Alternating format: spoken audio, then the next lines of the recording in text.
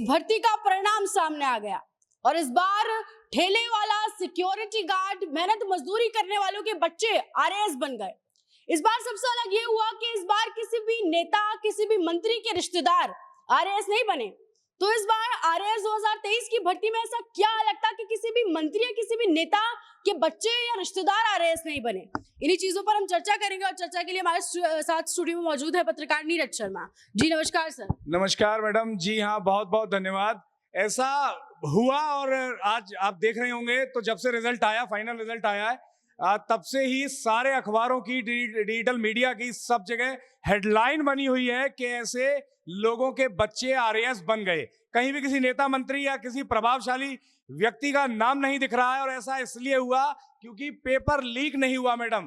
Paper किसी नाथी के बाड़े से बटा नहीं, किसी के प्रभाव से जो क्वेश्चन है वो चोरी नहीं हुए, ईमानदारी से पेपर हुआ, उसके बाद परीक्षा हुई, इंटरव्यू हुआ, सारी चीजें हुई और फिर ईमानदारी के साथ रिजल्ट घोषित हुआ है। जो मेहनत करने वाले बच्चे हैं, सबसे कमाल की बात यह है, कई ऐसे भी लोग जो मोस्टली सिलेक्टेड बच्चों की संख्या है, कोई सीडीपीओ है, कोई कहीं किसी आंगनवाड़ी में कहीं लगा हुआ है, कोई क्लर्क लगा हुआ है, कोई किसी विभाग में नौकरी कर रहा है। तो उन लोगों जो लगातार लंबे समय से तैयारी कर रहे थे, मेहनत कर रहे थे, उन लोगों को मौका मिला है। उनके जो पेपर है वो चोरी होकर किसी के व्हाट्सएप पे नहीं तैरे, ना ही कोई सदस्यों के घर वालों के माध्यम से बटे, जो आरपीएससी सदस्य आपने देखे हो, कई ऐसे सस्पेंड हुए जिन्होंने अपने घर वालों को आरएएस बना दिया। लंबी फहरिस्त, पूरा रिश्तेदार आरएएस हो गए। कहा कंफ्यूज थी पूरी जनता के कौन सी चक्की का आटा खा रहे हैं। तो अब पता चल गया वो चोरी की चक्की का आटा खा रहे थे, पेपर लीक वाली चक्की का आटा खा रहे थे, इसलिए वो सिलेक्ट हो रहे थे जी। अच्छा सर, ये जो रिजल्ट सामने आया इसमें एसआई भर्ती परीक्षा जिसे बेनीवाल जी रद्द करवा रहे थे, उसके भी 15 सब इंस्पेक्टर आरएएस क्लियर कर गए हैं। हाँ, वैसा आप देखिए, आप जो मांग हो रही थी सारे के सारे फर्जी हैं, जो आंदोलन कर रहे हैं, ऐसा है वैसा है, वो आरोप लग रहे थे और जो पेपर लीक का दंश झेल रहे थे। आप लोग, जो कई ऐसी कहानियां हैं जो हम लोगों ने चर्चा की, आपने कई लोगों ने चर्चा की है, आपने पाया कॉलोनियों में, क्षेत्रों में लोगों का मजाक बनने लग गया, अरे भाई ये तो थानेदार आ गया। ये जबरदस्त जवाब है उन लोगों का। और उन लोगों ने अपना दर्द शेयर किया, भाई साहब हम लोग बड़ी मेहनत से पास हुए हैं, लंबे समय से तैयारी कर रहे हैं, पढ़ाई कर रहे हैं, लेकिन आज जब ऐसा सुनने को मिलता है, कई लोगों के रिश्ते टूट गए, शादी ब्याह हो गया था, तलाक तक बातें आ गई, तो ये सुसाइड की बातें कर रहे हैं, मरने की बातें कर रहे हैं। कई लोग ऐसे हैं कि आगे व्यवस्था कुछ जीवन में हो ही नहीं पाएगा। उन लोगों का जवाब है, कई तो ऐसे हैं एसआई भर्ती में सिलेक्ट थे, पेपर लीक का दंश झेल रहे थे और वो सेकंड रैंक पाए हैं। ऐसे भी एग्जाम्पल हैं।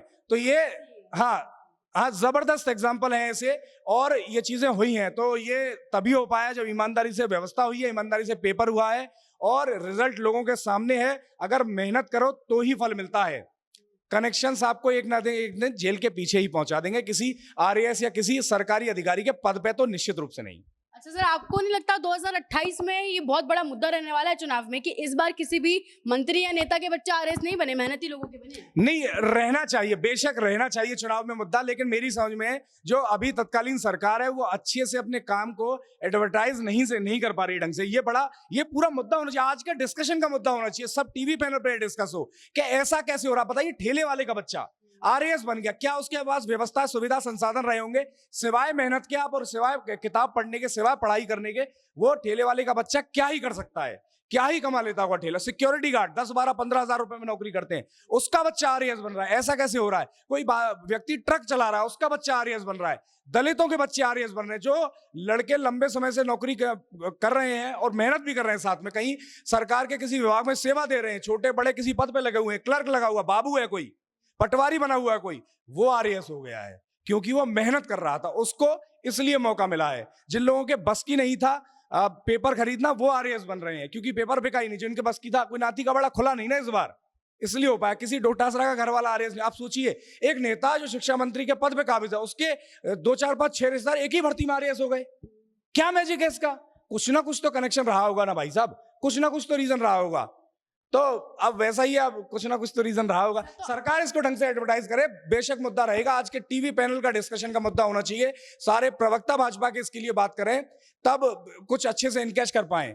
अब रहेगा नहीं रहेगा मुद्दा वो तो सरकारें जाने। सर आप यानी इनडायरेक्टली ये कहना चाहते हैं कि राजस्थान में सरकार के नेतृत्व परिवर्तन की वजह से संभव हो पाया? बेशक हो पाया। आप देखिए ना, एसओजी कहाँ से, भजनलाल जी आके भर्ती किए हैं, भाजपा सरकार आके भर्ती की है। नए जो पुलिस वाले एसओजी में बने घूम रहे हैं, जो इनको गिरेबान से पकड़ के ला रहे हैं, पुराने 2-2, 4-4 साल पहले जो पेपर लीक हो गए, पीटीआई भर्ती, तमाम एग्जाम्पल हैं, उनको 2-2, 4-4, 6 साल तनख्वाह पाते हो गए, उनके फर्जी दस्तावेजों के लिए पकड़ के ला रहे हैं। विकलांग कोटे से जो लोग भर्ती हो गए, विकलांगों का हक मार रहे हैं, दिव्यांगों का हक मार रहे हैं, उन लोगों को खींच खींच के ला रहे हैं। 10-10 साल से वो तनख्वाह पा रहे हैं, रिकवरी के उनके वारंट जारी हो गए, रिकवरी के नोटिस जारी हो गए, उनसे पैसा वसूला जाएगा, सरकार से तनख्वाह उठा लिए।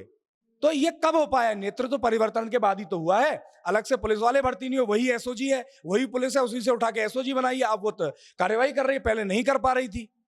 तो बेशक नेतृत्व परिवर्तन से फर्क तो पड़ता है।